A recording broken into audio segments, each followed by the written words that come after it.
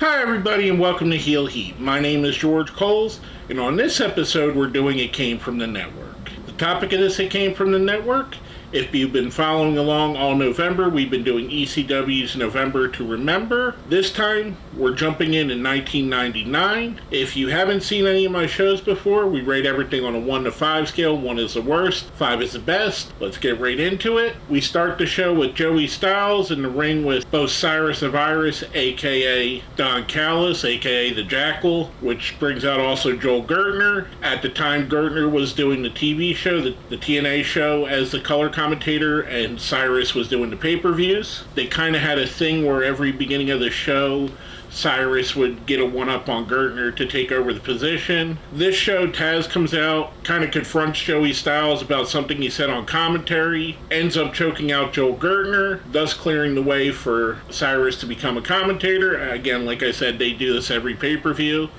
Decent way to start the show off. Then we go right into our first match. Spike Dudley going up against Simon Diamond. Simon Diamond has with him Richard Hertz. And it's another name for Richard. I don't want to say it here. I don't want to get this video demonetized. But for now on, we're going to call him D. Hertz if we mention him during the show. There's a lot of double entendre about, again, I'm trying to tread a line here without offending anyone and staying within community standards. There's a lot of double entendre about a man with another man relationship here. And at the time, and I'm a product of this generation, so I do know, a lot of jokes were made at the behest of people of that orientation. They don't hold up well. Especially now, especially as we've grown older, some like people like myself, and we realize that could be really hurtful. At the time, it was popular to make these jokes, so yeah, it was a thing. Anyway, back to the match. Just your basic Spike Dudley, Simon Diamond match. Going through these weekly like this, it reminded me, and I like Spike. I love Simon Diamond. Simon is a guy that I think if ECW would have continued on, he would eventually become a world champion there. Spike does pick up the win. And I forgot to mention before the match, Jazz came out and Jazz kind of got ran off by Simon and D. Hertz, and that's what brought out Spike to start the match. After the win, we get Little Guido and Big Sally Graciano come out and they attack Spike Dudley, which brings out Nova, which leads us right in, or before we get to that, for that match, I'm going to give that a 3. The problem with Spike Dudley matches, when you watch 3 or 4 in a row like I have for these videos, it's kind of the same trick over and over again. In a bubble, yeah, they're fun. In a live crowd setting, they're definitely fun. It definitely gets you hyped, but especially in this era, you realize just how much of a one-trick pony it is. He's always the underdog. Again, I'm going to give this a 3.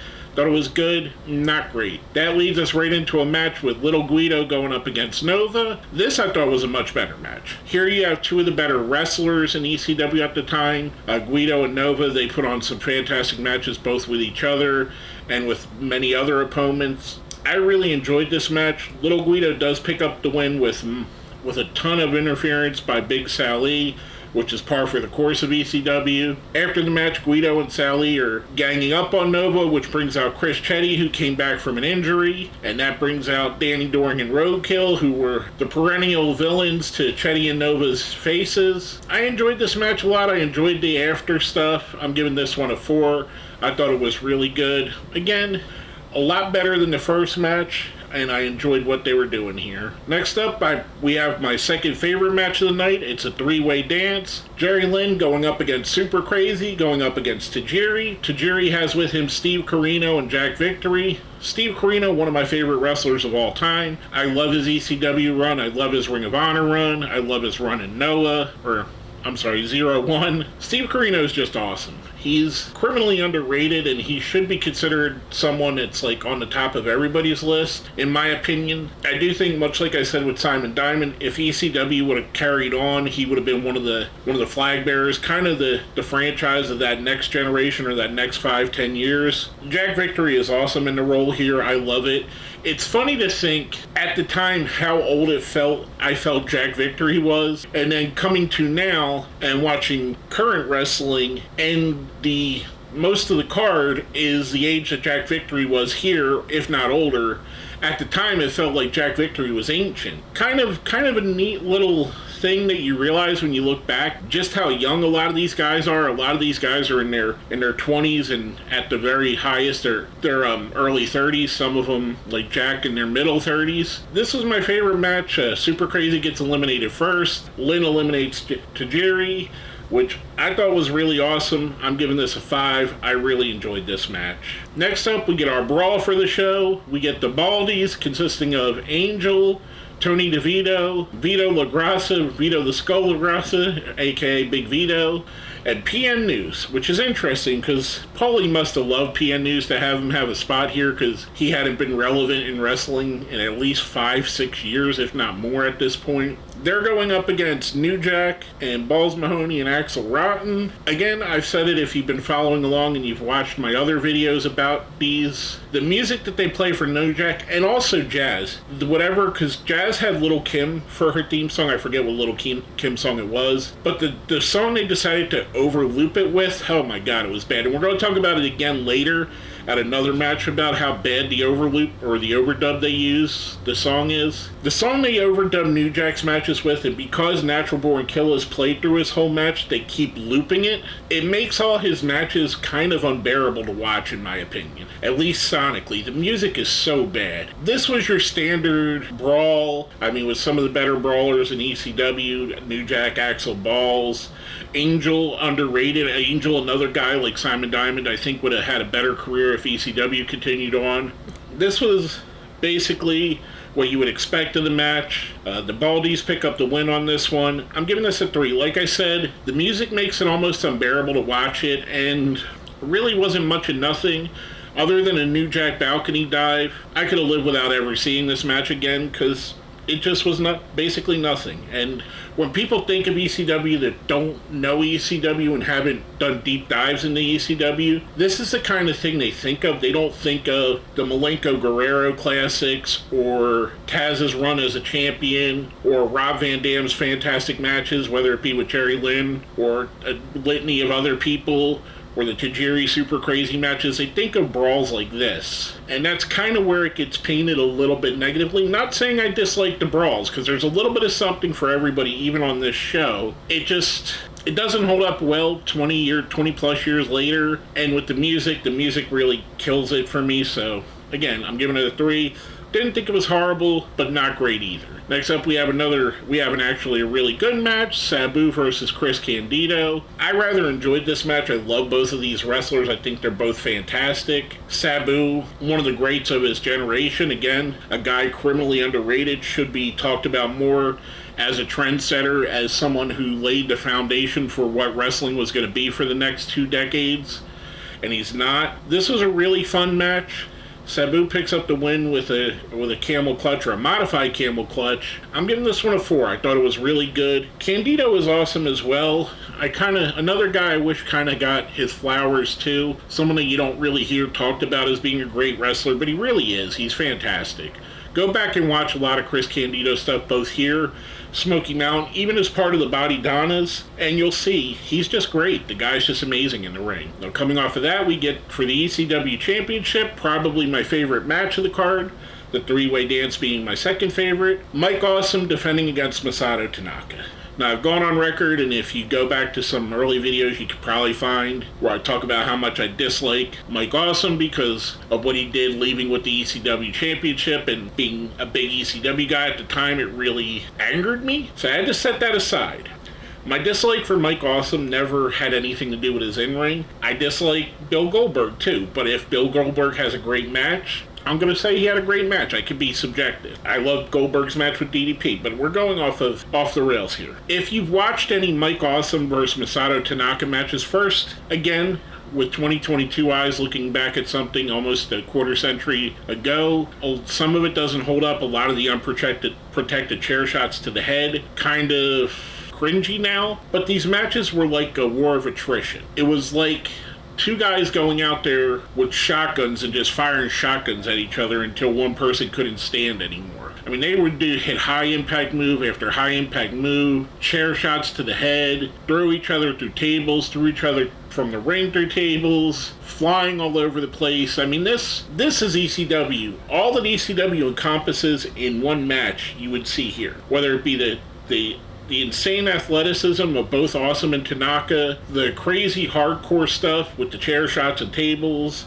the wrestling talent that no other company in the world at the time was on par with. Maybe FMW, All Japan too, I would say, but no company in America was on par with the in-ring style that these guys were bringing and a lot of the other ECW guys were bringing. This was a fantastic match. Mike Awesome picks up the win on this. I'm giving this one a 5. Now next up we get for the ECW Television Championship, because if you remember, during the run of Rob Van Dam as TV champion, he made the belt almost as important or sometimes more important than the world title. He's defending his TV championship against Taz here. This was after it was known that Taz was leaving for the WWF or WWE now, and Taz was kind of doing the time-honored tradition of putting some guys over on his way out. He had recently lost the belt to Awesome. This was a really fun match. I mean, I mentioned earlier about the music. This was another incident where the overdub music was just terrible. It doesn't even sound like what the original did, at least with the New Jack one and what they do with Tommy Dreamers. They kind of try to get it close to the original without ruining the copyright. This was a totally different style. It didn't have the vibe or anything. Kind of interesting because, and I know I'm going off on a tangent here, they had ECW the music, which I believe ECW at least partially owned. I would have to assume that WWE has partial ownership of those recordings as well. Why couldn't they use the version of Walk that's on that and overdub it with that instead of this garbage that they use here? Anyway, I digress. This was a fun match. A lot of what you would expect from Rob Van Dam and Taz at the time. Taz is absolutely fantastic. If you don't remember how great Taz was, go look at the promo in the beginning of the show in this match here, and you'll see just why Taz was thought of being like one of the best wrestlers in the world at the time. Rob Van Dam as well. Rob Van Dam probably was in the short list of being one of the best in-ring talents of his generation. RVD picks up the win here. Afterwards, we see him high-five Taz, kind of a show of respect. Taz and Fozzy shake hands, which they had been at odds since Fozzy turned on him at Barely Legal. Overall, I'm giving this one a 4. I thought it was really good. That leads us into our main event of the evening. We get a 6-man tag team match. Rhino and the Impact Players, Justin Credible and Lance Storm, going up against the ECW Tag Team Champions, Raven and Tommy Dreamer with Sandman. This is 5 of the 6 guys here had been ECW champion at one point or another. Rhino being the last ECW champion. We don't count the WWE ECW here on this show. That's a different championship. That's a different thing. It doesn't hold relevance in this ECW to me. This match, I wanted to like it better, and I like all the guys involved. I'm going to say that right off the top. I think all these guys are fantastic. Raven and Tommy Dreamer, 2 of my favorites of all time. Their feud is my favorite feud that's ever happened. I really enjoyed them as a tag team, as like a tag team that hates each other. I know it's a trope that a lot of people are sick of at this point, but it wasn't that overplayed at this time during the ECW run. This match to me just felt a little bit short in my opinion. Just a year before, we had seen the Triple Threat versus New Triple Threat. That was either 98 or 97. November to Remember. If you've been watching along, you'll remember it. And I thought that was a better match than this one. This was a little bit messy at times, not great. It kind of, and I hate to say it, it kind of felt like that at least Raven and maybe a couple other guys were coasting through the match. They didn't look like they really had their hearts into it. Again, it wasn't as good as I had remembered. Rhino and the Impact Players pick up the win on this one. I'm giving this a 3. I thought it was good, but I was expecting much more, and maybe that's on me. Maybe I set my expectations for this match too high. Maybe my hindsight in remembering it from watching it way back in the day remembers it better than it was. For those reasons, though, I gotta give it a 3. Overall, I thought this was a pretty good show. Definitely better than the 98. Not quite as good as 97, 96, or 95. 95 and 96 being the best out of the 5 that we've reviewed here in this month. But I thought this is a good show. I'm going to give the show a 4. I thought it was good. Highlights again are Jerry Lynn versus Tajiri and Super Crazy, and Mike Awesome versus Masato Tanaka, Little Guido and Nova, and Rob Van Dam versus Taz, both great matches to watch. Sabu and Candido as well. Kind of a couple little bit of lulls on this. The one thing I do like about this, and I do like this more than 98, is you start seeing that next generation of ECW talent here.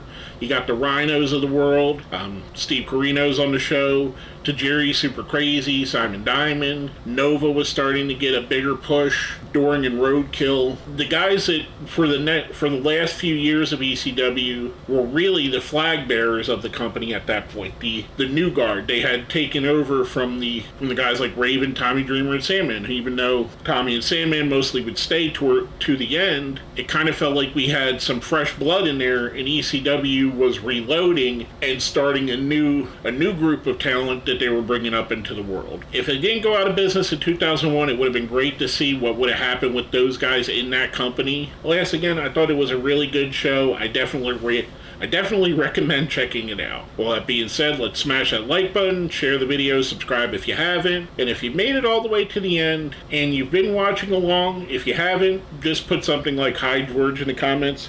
But if you've been watching along with me and you've watched all 5, 94, 95, 96, 97, 95, 96, 97, 98, and 99, if you watched all 5 along with me, let me know which of the 5 was your favorite. Put the year that you liked the best. If you're just going off of memory, put that in the comments. Let me know which one you like best. With all that being said, my name is George Coles, and this has been another It Came From The Network.